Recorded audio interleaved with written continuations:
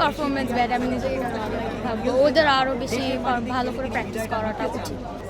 ওরা যদি ওদের পারফরমেন্স ভালো না করে ফ্যান্সরা তো আর আসবে না, এটা তো ওদের দোষ। আমরা এটাই বলবো যে আমরা কোনো দলাদলির মধ্যে খেলাকে নিতে চাই না, খেলার মধ্যে কোনো দলাদলি আমরা চাই না। আমাদের কথা একটাই, সবাই আমাদের বাংলাদেশকে যেন বিশ্বের বুকে আবার আমরা আরও সেই র্যাঙ্কিংয়ে 1 থেকে 10-এর মধ্যে না, আমরা 1 থেকে 5-এর মধ্যে চাই বাংলাদেশকে। আর এই যে পারফরমেন্স ভাই, এটা আপনার কি মনে হয় যে বাংলাদেশ যখন বাইরের দেশে খেলতে যাবে, বাইরের উইকেটগুলো আপনার বাউন্সিং উইকেট থাকে, অনেক ফাস্ট উইকেট থাকে, মিরপুরের মতো তো ধান ক্ষেত না যে যেখানে বাংলাদেশই পারফর্ম করবে। সো ওই জায়গায় গিয়ে বাংলাদেশ তখন কি করবে বলেন? বাইরের দেশে গিয়ে বাংলাদেশ কয়টা সিরিজ জিতছে? হ্যাঁ, ফ্রেন্ডলি ওইটা সম্পূর্ণ আপনার ব্যাটিং সহায়ক উইকেট, যেখানে সব সময় আমরা বিগত দিনগুলোও দেখে আসছি চট্টগ্রামের উইকেটটাতে আপনার ব্যাটিংরা সুবিধা পেয়ে থাকে, ওইখানে বোলিংরা ওইভাবে অ্যাডভান্টেজ পায় না। সো যার কারণে 183 রানে বাংলাদেশ সেদিন চেস করে ফেলছিল। বাট যখনই মিরপুরে আসছে ওই যে 110, 115, 120, বাট বাংলাদেশের প্ল্যান ছিল যে ওদেরকে আটকাবে, বাট সেই জালে বাংলাদেশ নিজেই ধরা পড়ে গেছে। 102 রান করে ওদের কাছে 3 ওভার হাতে রাখাই নিউজিল্যান্ড ম্যাচ জিতে নিছে। খারাপ তো লাগেই, কারণ বাংলাদেশের ক্রিকেটের প্রতি আমাদের আসলে সবারই আবেগ অন্যরকম, এবং আমরা আসলে জানি যে সবাই আসলে ক্রিকেটটাকেই আমাদের আসলে একটা মানে অন্যরকম অনুভূতির জায়গায়, তো সবাই আশা নিয়ে আসে জিতার জন্য।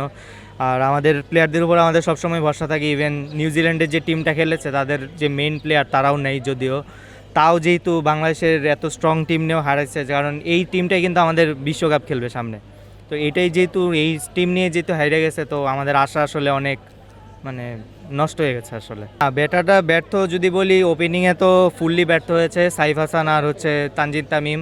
স্পেশালি তানজিদ তামিম কিছুদিন ধরে দেখা যাচ্ছে স্কোর করতে পারতেছে না, কিন্তু লিটন দাস মাঝখান দিয়ে ভালো খেলেছে। সে একটা ভালো স্টার্ট করেছিল, বাট বৃষ্টির পরে দেখা যাচ্ছে লিটন দাস ছন্দ হারিয়ে কোনোভাবে একটা আউট হয়ে গেল, একটা ইজি মানে বলে উল্টাপাল্টা শট খেলে আউট হয়ে গেল, সেটা অনেক ডিসঅ্যাপয়েন্টিং। এরপর যদি দেখি যে হৃদয় অনেকটা মানে ফাইট দেওয়ার চেষ্টা করতেছিল, বাট তাকে সঙ্গ দেওয়ার মতো কেউ ছিল না আসলে, যে শামীম এবং আর যারা ছিল তারা আসলে সেই সুযোগটা তাকে দেয় নাই স্কোর করার, ফলে কম রানে আসলে সবাই আউট হয়ে গেছে। যদি আর 20-25টা রান বেশি হতো তাহলে হয়তো আমরা আসলে জিতে যেতাম। হার জিত খেলে থাকবে, এটা স্বাভাবিক, বাট বাংলাদেশের পক্ষ হয়ে আমি হারছি, এটা একটু আসলেই খারাপ লাগার কথা। আমার টিম হারছে, প্যারা নেই, বা আলহামদুলিল্লাহ নেক্সটে আরও যাতে ভালো করে সে আশায় প্রত্যাশা থাকবো। বৃষ্টির কারণে হ্যাঁ এইটা একটু হতে পারে, মানে বৃষ্টির কারণে কিছুক্ষণ অফ ছিল, বন্ধ ছিল, সেক্ষেত্রে তাদের যে পারফরমেন্সটা ছিল খেলার শুরুতে সেটা হয়তো হচ্ছে বৃষ্টির কারণে সে মুডটা চেঞ্জ হয়ে যেতে পারে বা মনোভাবটা চেঞ্জ হয়ে যেতে পারে, এই ক্ষেত্রেও হতে পারে। বাট ভালো খেলছে, আমরা আশা করি নেক্সটে আরও ভালো খেলবে। অবশ্যই করার দরকার ছিল, বাট তারা ওভার শেষ হয়ে যাওয়ার কারণে তারা হয়তো বা মানে চাচ্ছিল যে রানটা দ্রুত করে নেওয়ার ক্ষেত্রে, সেক্ষেত্রে তারা বেশি করে রান নেওয়ার ক্ষেত্রে ওরা হচ্ছে এই কাজটা করছে। বাট তাদের স্থির থাকতে হয়তো, হচ্ছে বল ভালো করে খেলতে হতো।